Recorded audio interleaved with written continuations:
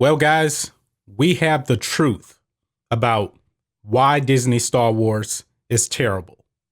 And this is coming straight from the horse's mouth. I'm not talking about Kathleen Kennedy. I'm talking about Disney CEO Bob Iger. Bob Iger bought Star Wars from George Lucas back in 2012. And Bob Iger has a new book coming out, and it's entitled The Ride of a Lifetime: Lessons Learned from My 15 Years as CEO of the Walt Disney Company. Now, he goes on to talk about how George Lucas was going to be involved in a sequel trilogy. And basically, he stabbed George Lucas in the back. He did. So this is going to be a longer video, and I'm going to read some excerpts that we have here. So just kind of follow along with me and try to digest this, because this is really when Star Wars died. It was. So in this book, this is one of the excerpts here. It says, on George sending his outlines for the sequel trilogy.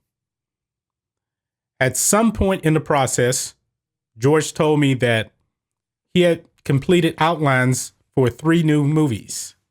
He agreed to send us 3 copies of the outlines.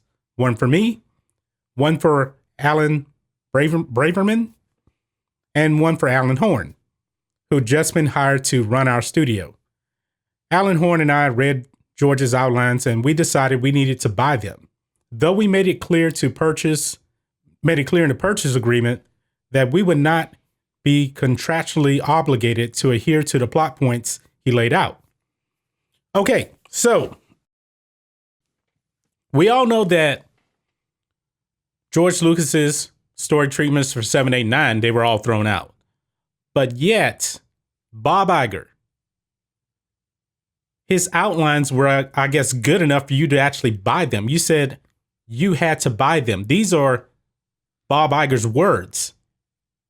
So they bought them from George Lucas. Okay. So let's continue on here. On George's new role of creative authority, he knew that I was going to stand firm on the question of creative control, but it wasn't an easy thing for him to accept. And so he reluctantly agreed to be available to consult with us at our requests.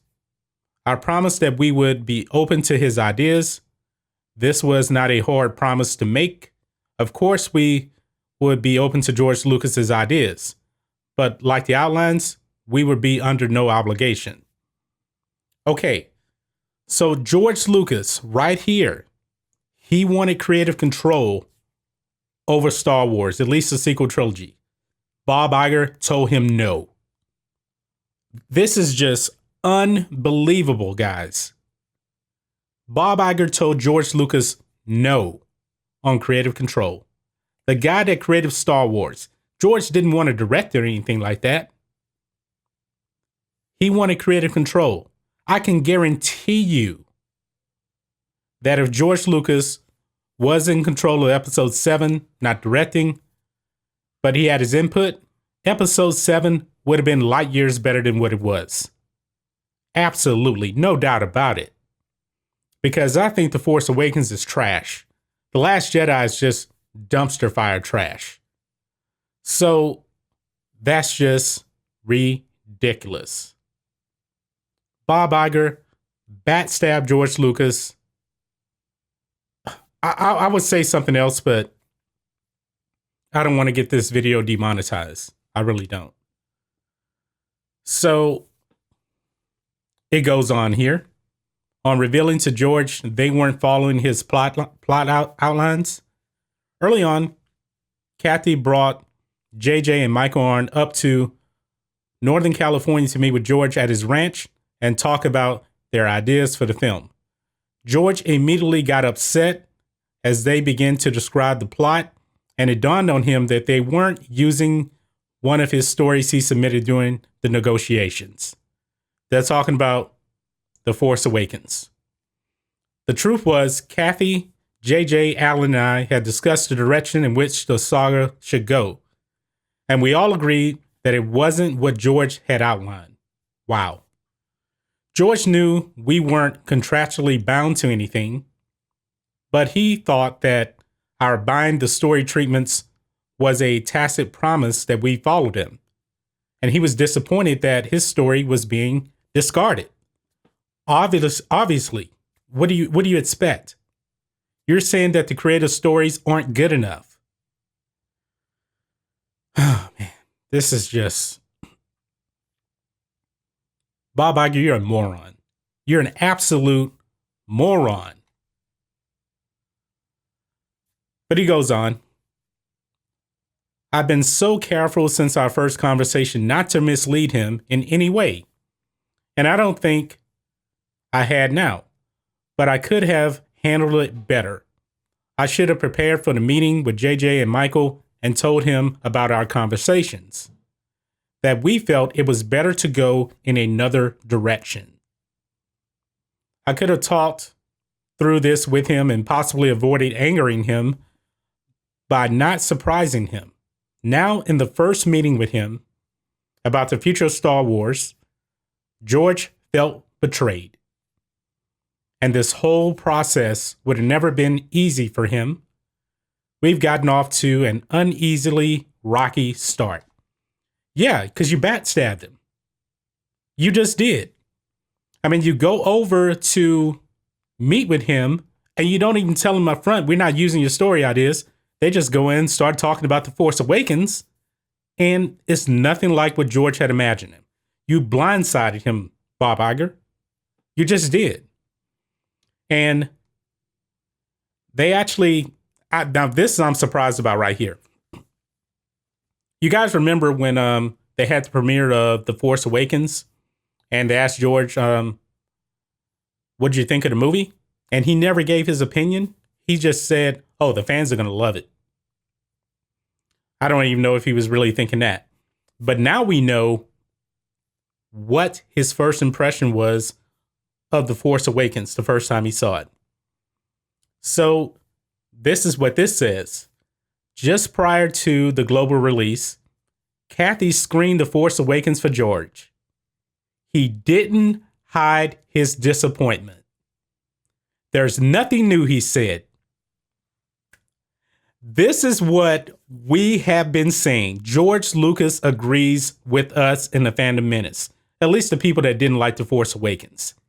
He said there is nothing new. Thank you, George. This is what I've been waiting to hear for the past 5 years from George. And it goes on to say, in each of the films in the original trilogy, it was important to him to present new worlds, new stories, new characters, and new technologies. In this one, he said, there weren't enough visual or technical leaps forward. He wasn't wrong. That's Bob Iger agreeing with him. But he also wasn't appreciating the pressure we were under to give the ardent fans a film they felt quintessentially Star Wars.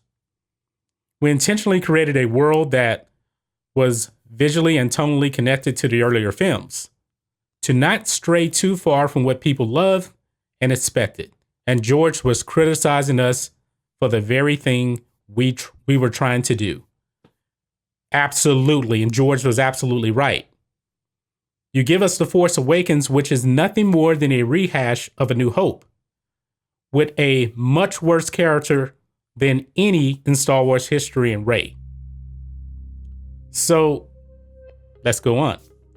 Looking back with the perspective of several years and a few more Star Wars films, I believe JJ achieved the near impossible, creating a perfect bridge between what had been and what was to come. No, he didn't.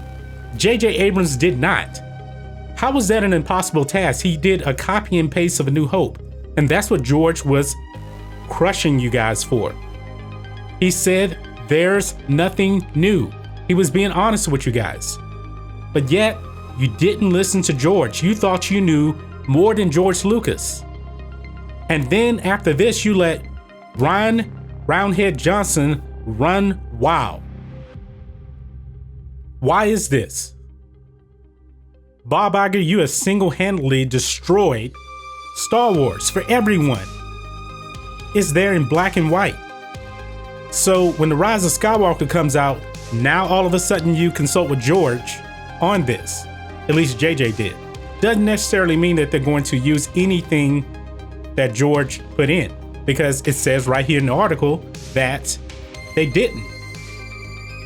They didn't at first. And George was disappointed, as he should have been. Guys, this really, really pisses me off. This really does. George Lucas, so disrespected by Bob Iger. I have no respect for Bob Iger. We all thought that Kathleen Kennedy was a true villain. No. Bob Iger is. This is all his calls. I don't know what else to say, guys. I really don't. So I'm just going to end it right there. Let me know your thoughts on this in the comments. Bob Iger, he is so wrong for this.